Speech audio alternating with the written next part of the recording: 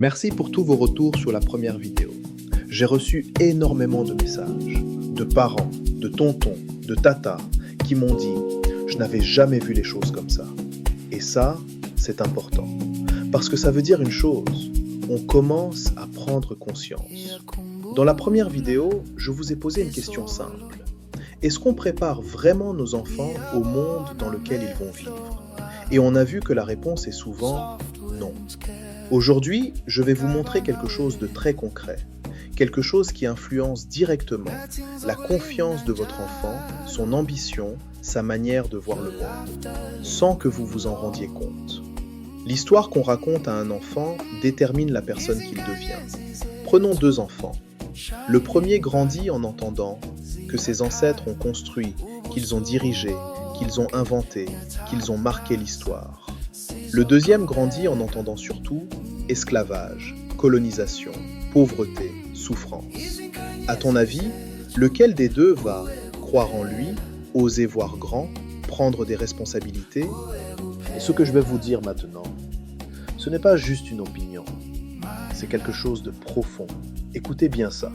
L'identité fondamentale d'un peuple, c'est la victoire de l'esprit supérieur de ce peuple et de son identité sur les forces du chaos.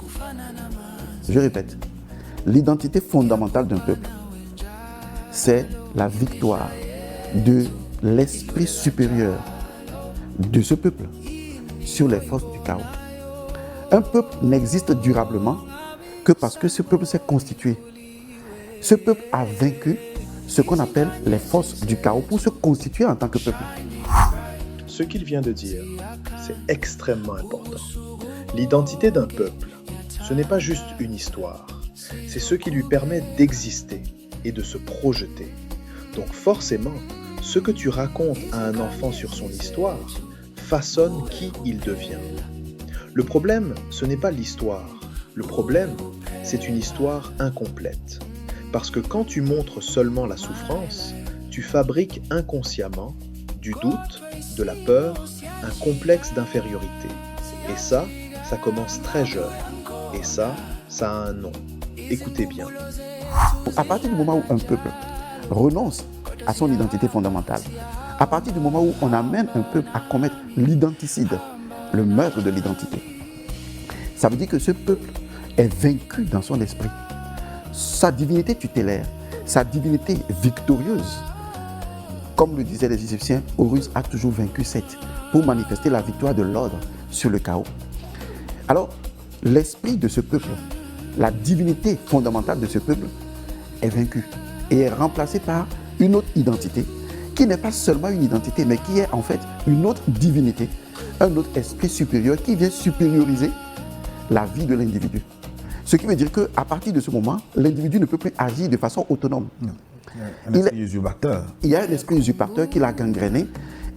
Ces réflexions qui sont en fait un flux d'informations vibratoires et disons fréquentielles, même sa réflexion est faussée. Parce qu'il ne réfléchit plus à partir de son identité fondamentale. En clair, quand on enlève à quelqu'un son identité, il ne peut plus agir librement. Il subit. Et maintenant tu comprends pourquoi certains adultes doutent d'eux-mêmes sans même savoir pourquoi. C'est exactement pour ça que j'ai écrit Africain et fier, édition jeunesse. Pas pour opposer, pas pour accuser, mais pour rééquilibrer, pour redonner aux jeunes des repères, une vision, une compréhension claire du monde. Imagine un jeune qui comprend tôt que l'Afrique n'est pas juste un continent de problèmes, mais aussi un continent d'histoire, de richesse et de potentiel. Que sa couleur n'est pas un handicap, mais une identité à comprendre. Que le monde fonctionne avec des rapports de force et qu'il doit s'y préparer. Ce jeune-là ne pense pas comme les autres. Et ça, c'est encore plus clair ici. Regarde. Qu'est-ce que vous aviez expliqué entre-temps avec le concept de l'aliénation? Exactement, c'est ce qu'on appelle l'aliénation identitaire. Aujourd'hui, la majorité des Africains souffrent de cette maladie congénitale d'identicide ou l'identicité, qui est donc une forme d'aliénation identitaire qui pose problème. Donc on réfléchit, on pense occidental, on réfléchit dans un paradigme qui n'est pas le nôtre. Donc la révolution de Ibrahim Traoré est fondamentalement une révolution identitaire. Parce que si cette révolution n'existe pas, nos actes ne correspondront pas de façon digne à qui nous sommes vraiment. Donc ce qui importe, c'est qui nous sommes vraiment. Parce que c'est qui nous sommes qui agit, c'est qui nous sommes qui possède, c'est qui nous sommes qui voit. Mais ce qui nous sommes, qui est la révélation de notre identité fondamentale, n'est pas enseigné, n'est pas promu, n'est pas promulgué. On pense avec un logiciel qui n'est pas le nôtre. Donc forcément, on doute, on copie, on subit.